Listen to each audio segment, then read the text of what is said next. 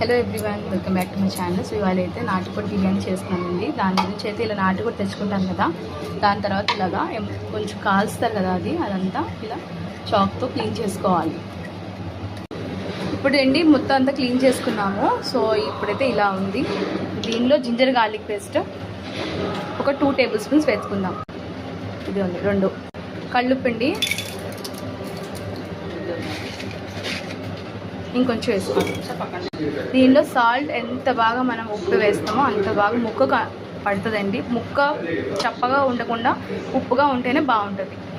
దాల్ హల్దీ, పసుపు, కొంచెం కారం, ఇవన్నీ వేసుకున్నాం కదండి. ఇప్పుడు దీన్ని బాగా కలపాలి.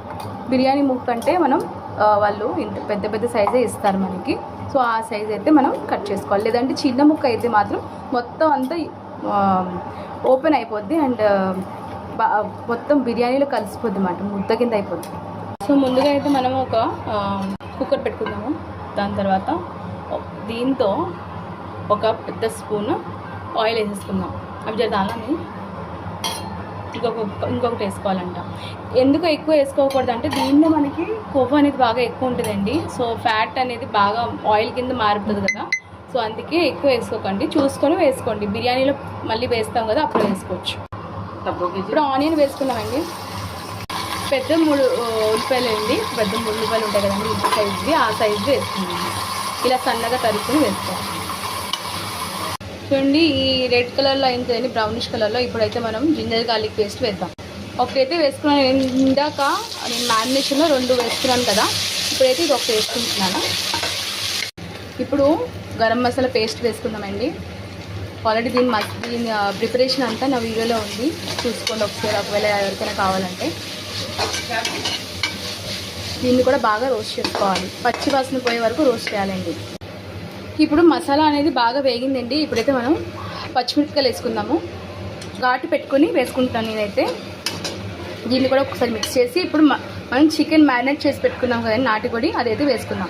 ఇవ్వండి నాటుకోడి ఇప్పుడు దీనిలో వేసేస్తున్నాను. బాగా మిక్స్ చేయండి అండ్ ఫుల్లో పెట్టండి. పెరుగు వేసుకుందామండి. ఇప్పుడు కొంచెం కొబ్బరి పేస్ట్ కూడా వేసుకుందాము. దీంతో 4 టేబుల్ స్పూన్స్ వేసుకున్నానండి. చూడండి, దీనిలో మనకి నేను ఒక 10 మినిట్స్ నుంచి పెట్టండి హైలో. సో వాటర్ అనేది వస్తుంది దీని నుంచి. ఇప్పుడు మనం కొంచెం వాటర్ వేసుకొని విజిల్ వేసేసుకోవాలి. ఇప్పుడు దీనిలో ఇప్పుడు 1 గ్లాస్ వాటర్ వేసుకుంటానండి. మసాలా కలిపిన దానిలో నుంచి వేసేస్తున్నాను నేను. 5 to 6 విజిల్స్ పెట్టుకోవాలండి. ఇప్పుడు మూత వేద్దాం. ఇదైతే కుక్ అయిపోయిందండి. ఇప్పుడు సైడ్లో పెట్టుకుందాం. ఇది కుర్మా అండి. ఇప్పుడైతే దీనిలో బాండి పెట్టుకున్నామండి. ఆ కుక్కర్ అయితే అవుట్ అవుతుంది. సో ఇప్పుడైతే మనము బిర్యానీకి ప్రిపేర్ చేసుకుంటున్నాము. సో ఘీ అండ్ ఆయిల్ కలిపి 200 గ్రామ్స్ 2 కిలోల బిర్యానీకి అయితే వేసుకుంటున్నాము. ఇప్పుడు నూనె కూడా వేసుకుంటున్నాం. 2 కలిపి ఘీ అండ్ ఆయిల్ కలిపి 200 గ్రామ్స్ ఉండాలి. ఇప్పుడు ఇది వేడి అవుతుంది కదండి. ఇప్పుడు మనం ఆనియన్ వేసుకుందాం.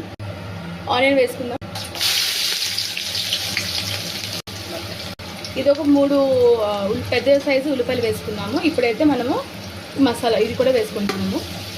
దాల్చిన చెక్క, యాలకులు, లవంగం 3 కూడా వేసుకున్నాము. ఇది కూడా కొంచెం బ్రౌన్ కలర్లో అవ్వాలి. చూడండి, రెడ్ మనకి రోస్ట్ అయింది బాగా. ఇప్పుడైతే మనం జింజర్ గార్లిక్ పేస్ట్ ఇది స్పూన్ 2 టేబుల్ స్పూన్ వేసుకోండి. ఇప్పుడు బాగా కలపండి. గరం మసాలా 2 టేబుల్ స్పూన్స్ వేసుకున్నాము. ఇప్పుడు కొబ్బరి పేస్ట్ కూడా వేసుకున్నామండి. ఇది బాగా వేయించుకోవాలండి, పచ్చివాసన పోయే వరకు. ఇప్పుడు దీనిలో కొత్తిమీర, పుదీనా వేసుకోవాలి. దీన్ని కూడా కలిపి రోస్ట్ చేసుకోండి. టమాటా వేసుకుందామండి. టమాటా ఒక 1.5 టమాటా వేసుకుంటాం. రైస్ వచ్చేసి మనం 6.5 గ్లాసెస్ తీసుకున్నామండి. దీంతో 6.5. ఇప్పుడు దాంతోనే మనం 9.5 వాటర్ వేసుకోవాలి. ఇప్పుడు గ్రేవీ కూడా చూసుకోవాలి కాబట్టి నేను 7 వేస్తున్నాం మేము. ఇంకొక 3.5 అనేది ఉంచేస్తున్నాం. వాటర్ వేసుకుందామండి. ఇది 7. ఇప్పుడు ఇది వాటర్ వేసుకున్నాం కానీ బాయిల్ అవుతుంది. కొంచెం ఉప్పు వేసుకుందాం. కిత్తాలి 2 ఇంత వేసుకోవాలండి. రైస్ వాటర్ వేసి నానబెట్టుకొని మళ్ళీ ఇప్పుడు వాటర్ తీస్తాను నేను వాటర్. సో ఇప్పుడైతే మేము ఇది బిర్యానీది రెడీ అయింది కదండి, ఇది ఎసరు బాయిల్ అవుతుంది. ఇప్పుడు దీనిలో రైస్ వేసుకుందాం.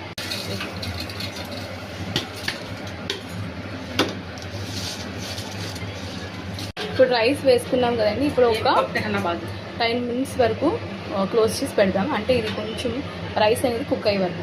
సిమిలర్గానే ఇక్కడ మనము చికెన్ బాయిల్ చేసుకుని పెట్టుకున్నాం కదండి, అది కూడా కొంచెం లో ఫ్లేమ్లో బాయిల్ అవుతూ ఉండాలి.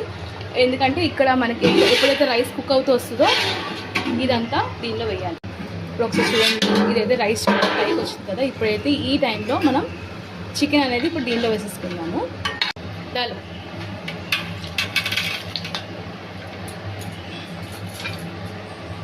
ఇప్పుడు దీన్ని బాగా మిక్స్ చేయాలి. ఇప్పుడు కొంచెం నెయ్యి వేసుకుందాం పైనుంచి. ఇదిగోండి కింద తవ్వ అయితే పెట్టుకున్నాను. ఇప్పుడు దీనిలో ఒక 10 minutes పెట్టుకున్నాం. లోలో ఒక 10 minutes పెట్టాలి. ఇది రైస్ దమ్లో పెట్టాము 1/2 hour స్లో ఫ్లేమ్లో. అంతేనండి, అయిపోయింది. సో ఇప్పుడు మీరు ఎంజాయ్ చేయొచ్చు హ్యాపీగా. చూపించిన విధంగా ఫాలో అయిపోండి. Thanks for watching. Subscribe and follow, like, share. Bye.